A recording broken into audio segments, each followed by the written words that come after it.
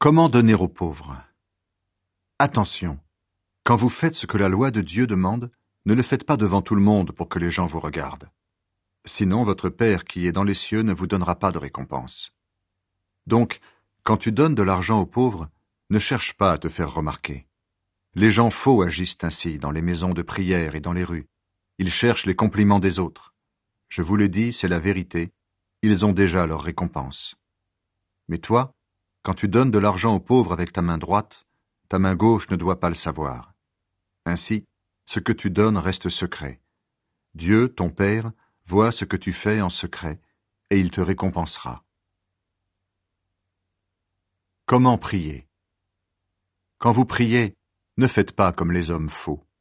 Ils aiment prier debout dans les maisons de prière et au coin des rues pour que tout le monde les voie.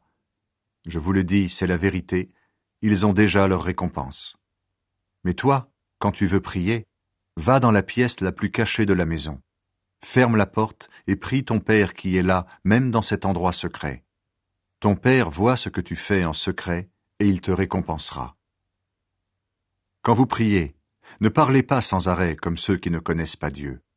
Ils croient que Dieu va les écouter parce qu'ils parlent beaucoup. Ne faites pas comme eux. En effet, votre Père sait ce qu'il vous faut avant que vous le demandiez. Le Notre Père. Vous devez donc prier de cette façon. Notre Père qui est dans les cieux, ton nom est saint. Fais que tout le monde le connaisse. Fais venir ton royaume. Fais que ta volonté se réalise sur la terre comme dans le ciel. Donne-nous aujourd'hui le pain qu'il nous faut. Pardonne-nous le mal que nous avons commis, comme nous pardonnons à ceux qui nous ont fait du mal. Et ne permets pas que nous soyons tentés, mais libère-nous de l'esprit du mal. En effet, si vous pardonnez leurs fautes aux autres, votre Père qui est dans les cieux vous pardonnera aussi. Mais si vous ne pardonnez pas aux autres, votre Père ne vous pardonnera pas vos fautes non plus. Comment jeûner? Quand vous jeûnez, ne prenez pas un air triste comme les gens faux. Ils changent de visage pour que tout le monde voie qu'ils jeûnent. Je vous le dis, c'est la vérité, ils ont déjà leur récompense. Mais toi, quand tu jeûnes, lave-toi le visage et parfume-toi la tête.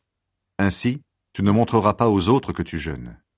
Mais ton Père le verra, lui qui est là dans cet endroit secret. Ton Père voit ce que tu fais en secret, et il te récompensera. Les richesses de la terre et les richesses auprès de Dieu. Ne cherchez pas à posséder beaucoup de richesses sur la terre. Là, les insectes et la rouille détruisent tout. Les voleurs entrent dans les maisons et ils volent. Mais cherchez à posséder beaucoup de richesses auprès de Dieu. Là, les insectes et la rouille ne détruisent rien. Les voleurs n'entrent pas et ils ne peuvent pas voler. Oui, là où tu mets tes richesses, c'est là aussi que tu mettras ton cœur. Vivre dans la lumière. Les yeux sont la lampe du corps. Donc, si tes yeux ne sont pas malades, ton corps tout entier est dans la lumière. Mais si tes yeux sont malades, ton corps tout entier est dans la nuit. Alors, si la lumière qui est en toi est comme la nuit, ta nuit est bien noire. Il faut choisir entre Dieu et l'argent. Personne ne peut servir deux maîtres. En effet, ou bien il détestera l'un et il aimera l'autre, ou bien il sera fidèle à l'un et il méprisera l'autre. Vous ne pouvez pas servir à la fois Dieu et l'argent. Dieu donne tout ce qui est nécessaire à la vie. C'est pourquoi je vous dis, ne vous faites pas de soucis pour votre vie ni pour votre corps. Ne vous demandez pas « qu'est-ce que nous allons manger ? Avec quoi est-ce que nous allons nous habiller ?» Oui, votre vie est plus importante que la nourriture, et votre corps est plus important que les vêtements. Regardez les oiseaux. Ils ne sèment pas, ils ne moissonnent pas, ils ne mettent pas de récolte dans les greniers. Et votre Père qui est dans les cieux les nourrit. Vous valez beaucoup plus que les oiseaux. Ce n'est pas en vous faisant du souci que vous pouvez ajouter un seul jour à votre vie. Pourquoi alors vous faire du souci pour les vêtements? Observez les fleurs des champs. Regardez comment elles poussent. Elles ne filent pas et elles ne tissent pas. Pourtant, je vous le dis, même Salomon, avec toute sa richesse, n'a jamais eu de vêtements aussi beaux qu'une seule de ses fleurs. L'herbe est aujourd'hui dans les champs, et demain on la jettera au feu. Et pourtant, Dieu l'habille de vêtements magnifiques. Vous qui n'avez pas beaucoup de foi, vous pouvez être sûr d'une chose, Dieu en fera au moins autant pour vous. Ne soyez pas inquiets en vous demandant « Qu'est-ce que nous allons manger? Qu'est-ce que nous allons boire? Avec quoi est-ce que nous allons nous habiller ?» En effet, les gens qui ne connaissent pas Dieu cherchent tout cela sans arrêt. Vous avez besoin de toutes ces choses, et votre Père qui est dans les cieux le sait bien. Cherchez d'abord le royaume de Dieu et ce que Dieu demande. Il vous donnera tout le reste en plus. Donc, ne vous faites pas de soucis pour demain. Demain se fera du souci pour lui-même. La fatigue d'aujourd'hui suffit pour aujourd'hui. Ne pas juger les autres. Ne jugez pas les autres, et Dieu ne vous jugera pas. En effet, Dieu vous jugera comme vous jugez les autres, et il vous donnera comme vous donnez aux autres. Tu regardes le bout de paille qui est dans l'œil de ton frère, mais le tronc d'arbre qui est dans ton œil, tu ne le remarques pas. Pourquoi donc? Comment peux-tu dire à ton frère, « Laisse-moi enlever le bout de paille qui est dans ton œil » ? Et toi, tu as un tronc d'arbre dans le tien. Homme faux. Enlève d'abord le tronc d'arbre qui est dans ton œil. Ensuite, tu verras assez clair pour enlever le bout de paille dans l'œil de ton frère. Ne donnez pas aux chiens ce qui est à Dieu. Ils peuvent se retourner contre vous pour vous déchirer. Ne jetez pas vos perles précieuses devant les cochons. Ils peuvent les écraser en marchant dessus. Celui qui demande reçoit. Demandez, et on vous donnera. Cherchez, et vous trouverez. Frappez à la porte, et on vous ouvrira. Oui, celui qui demande reçoit.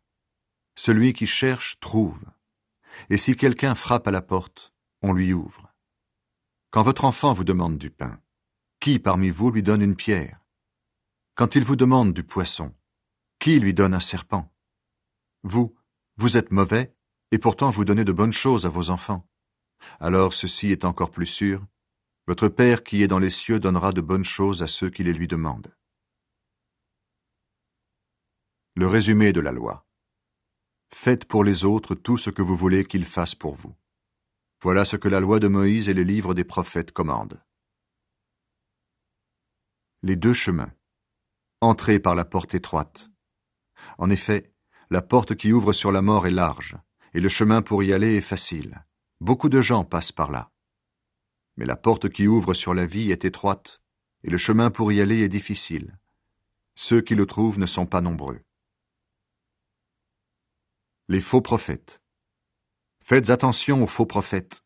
Ils viennent à vous habillés avec des peaux de mouton, mais au-dedans, ce sont des loups féroces. Vous les reconnaîtrez en voyant ce qu'ils font. On ne cueille pas du raisin sur des cactus. On ne cueille pas des figues sur des plantes piquantes. Oui, un bon arbre produit de bons fruits. Un arbre malade produit de mauvais fruits. Un bon arbre ne peut pas produire de mauvais fruits et un arbre malade ne peut pas produire de bons fruits. Quand un arbre ne produit pas de bons fruits, on le coupe et on le jette dans le feu. Donc, vous reconnaîtrez les faux prophètes en voyant ce qu'ils font. Les vrais disciples. Pour entrer dans le royaume des cieux, il ne suffit pas de me dire « Seigneur, Seigneur ». Il faut aussi faire la volonté de mon Père qui est dans les cieux. Quand je viendrai pour juger les gens, beaucoup me diront « Seigneur, Seigneur ». C'est en ton nom que nous avons parlé, c'est en ton nom que nous avons chassé les esprits mauvais, c'est en ton nom que nous avons fait de nombreux miracles. Alors je leur dirai, je ne vous ai jamais connus. Allez-vous-en loin de moi, vous qui faites le mal. Les deux maisons. Celui qui écoute toutes ces paroles et m'obéit, celui-là ressemble à un sage. Le sage construit sa maison sur de la pierre. La pluie tombe, les rivières débordent, les vents soufflent et se jettent contre la maison. La maison ne tombe pas parce qu'on a posé ses fondations sur de la pierre. Mais celui qui écoute mes paroles et ne fait pas ce que je dis, celui-là ressemble à quelqu'un de stupide. Celui qui est stupide construit sa maison sur le sable. La pluie tombe, les rivières débordent, les vents soufflent et frappent la maison tombe et elle est complètement détruite. Jésus enseigne avec autorité. Quand Jésus a fini de dire toutes ces paroles, les foules sont très étonnées par sa façon d'enseigner. En effet, il ne fait pas comme les maîtres de la loi,